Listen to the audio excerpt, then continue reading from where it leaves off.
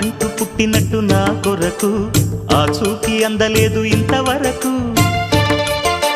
వచ్చింది గాని ఈడు ఒంటి వరకు వేధించలేదు నన్ను జంట కొరకు. చూశాక ఒక్కసారి ఇంత వెలుగు నా వంక రాను అంది కంటి కునుకు.